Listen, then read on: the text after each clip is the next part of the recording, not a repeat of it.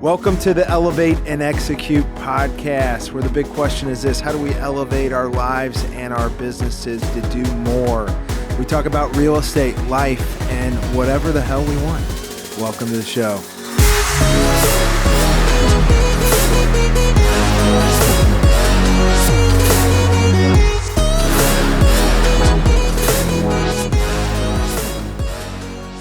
What's up, fellas? What's up, boys? You know, we got a celebrity in the house. We do. We have a celebrity author, national speaker. What an honor to be sitting in the same room. Cash Flow Nation. Hey guys, what's up? Dude, tell us about your book. Yeah, so I've been working on this for quite some time. How long? That was one of my questions. How long did it take you to write it? It's about 4 years of thinking about it. Yeah. And about 2 years of doing something about it. How much of that is Chat GPT? 90%? 100% is Chat. Perfect. Knew it.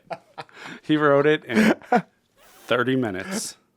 That's right. You just prompt it, hey, I want this book, and it comes right out. You know. So is this your first? It's my first book. No, and I didn't use ChatGPT at all, actually. Good.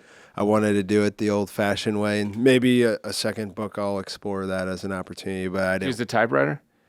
No, just my laptop. He said old-fashioned. It's interesting. I looked through it, and there's a lot of coloring pages. So Yeah, I made it kid-friendly, you know. No, dude, that's awesome. Very impressive. Yeah, proud of you, man. That's incredible. Thank you. That's a huge feat. Yeah. What made you what made you think to write that? You know, there's nothing like this out there. You know, when I got into investing, I was, stuck in a corporate job, right? Like many of you guys' stories as well. And, when you're trying to retire early and you're on the traditional path that everybody said to go to school and get a job working for somebody else, you're told to invest in your 401k. You're told to meet with financial advisors. And you guys all know that all that stuff doesn't work. There's no financial advisor that has a plan for a 30-year-old to retire in the next 5 years, next 10 years, next 15 years. Like none of those all these plans are 30 years. Is that your goal? You want to retire at 50? He's already retired. After this book, he's retired. Yeah.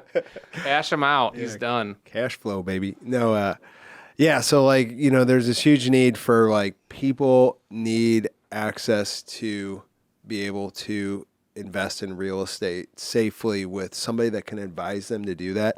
And there's nobody out there. And you have to pay these gurus and these coaches $50,000 to attend a seminar. And they don't actually hold your hand through writing a contract and putting an investment property under and getting in all the things that takes, right? And so when I became an investor, I had my real estate license. So I had this kind of niche carved out that I could hold people's hand through that process.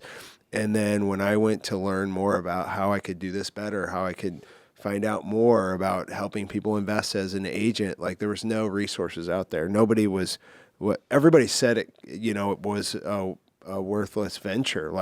Working with investors is horrible. They're buying all these cheap properties or There's making a all these. stigmatism for sure. Yeah, because you just nailed it. You know, especially in St. Louis.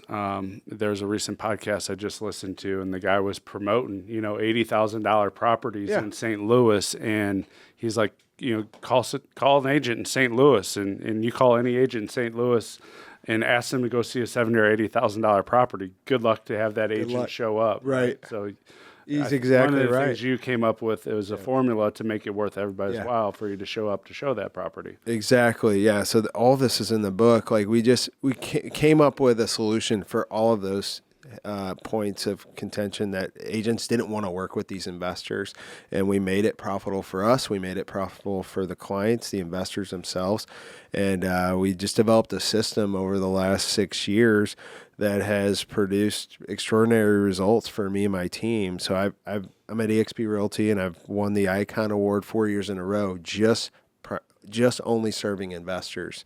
And so that's an award given to somebody that grosses over $500,000 in commission. So we know this works, and I just wanted to get it out to the world and get it in the hands of other agents and brokers and allow more clients, more just average Americans, access to the investment vehicles that have changed our lives. So that was the whole goal with the book. Awesome. Yeah, and hats off to you, because there's so many courses out there, like you mentioned, and it's tough for somebody that does want to get into it. And then maybe they do have a little bit of money, but zero experience. Yep. Those are the ones we all just kind of shrug off. Like when they call them, like, I'd like to get an investment property. I want to see this $80,000 house. The next question we usually ask, well, how many investment properties do you own? Well, none. Yeah. Where you're like, well, shit, like now it's a lot of time. It's a lot. Yeah. So, it's very, very smart for you to come up with a formula that's a win-win for everybody. Yeah. Because that's kind of your niche, right? Single-family homes, not necessarily Section 8 homes, but single-family homes is a certain price point that almost everybody can tap into on the investment side. Yeah. Yeah, and we cater to a lot of. You don't even have to have money, correct? You can actually do a zero money down. In some cases, yeah. If you're going to do a rehab, yeah, you can come with nothing out of pocket for sure. You can get a private money lender or a hard money lender to fund the whole thing and then refinance at the end at a certain percentage of the ARV. But yeah, I mean, the ideal client has 20% down and is wanting to get started. That's probably the easiest client to help. Really good credit score helps. Yeah.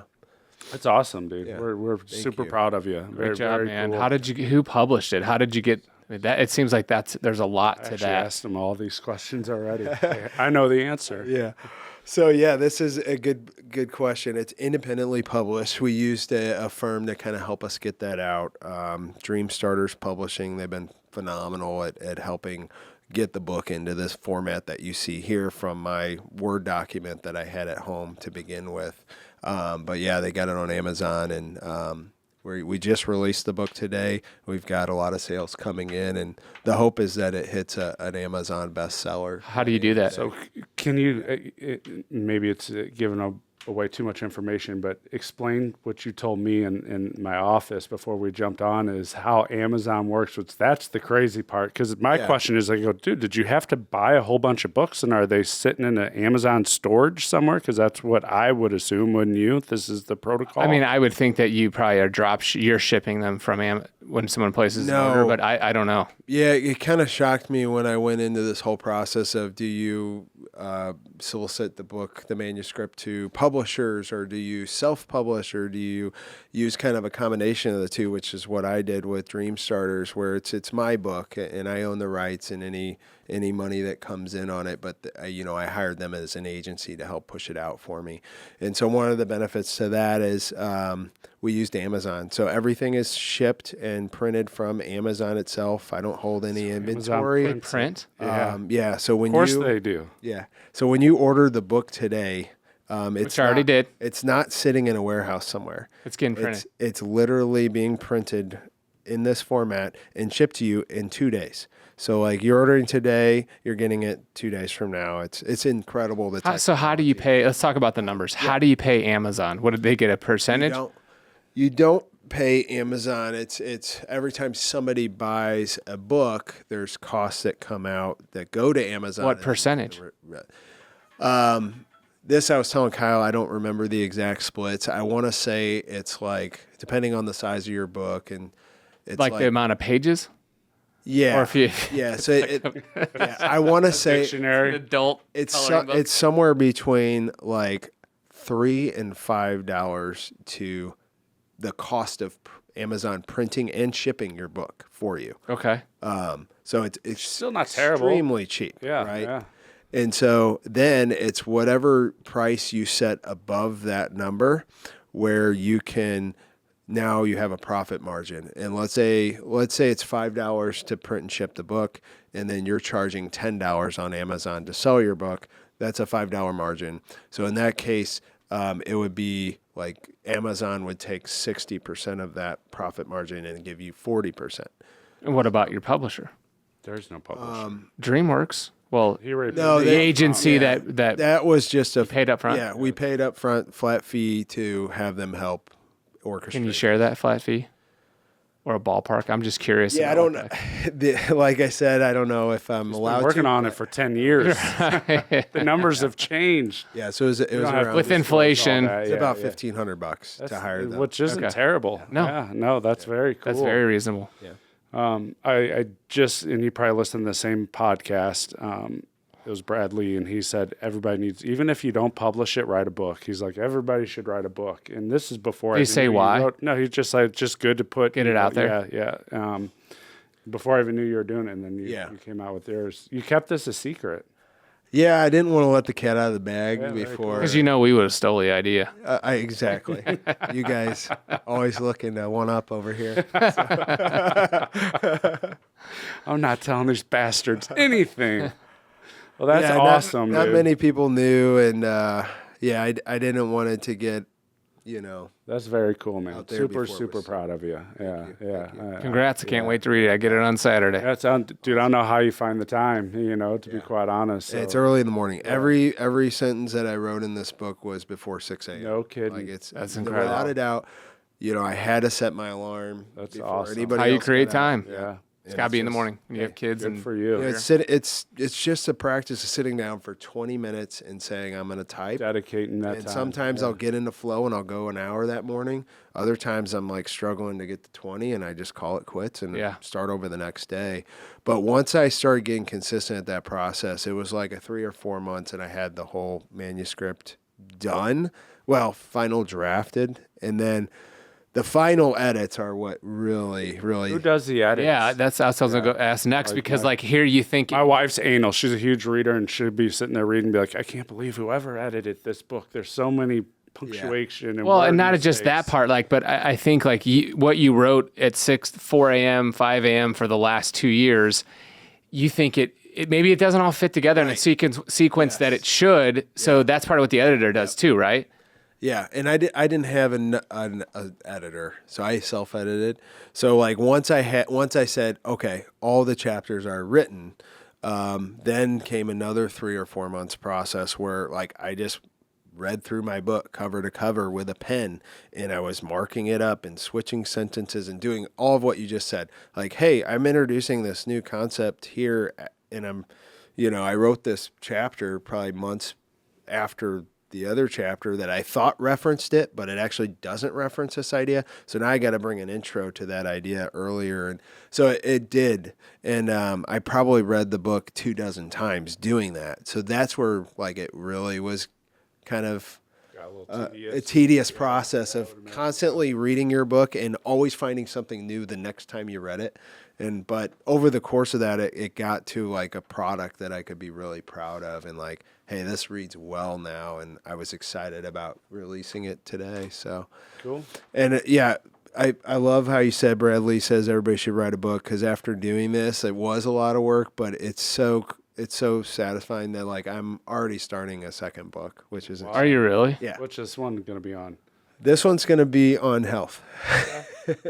Yeah, awesome. So totally different topic. Yeah, and you know what? I knew it wasn't going to be real estate. And it might be, and it might be another 6 years out. Yeah, but very cool. Yeah, I got an outline going, and it's pretty fun. Yeah, congrats! That's awesome. Man. That's thank you. Really cool. You want to write one? Yeah, do it. Yeah, on what not to do in life. Yeah, okay.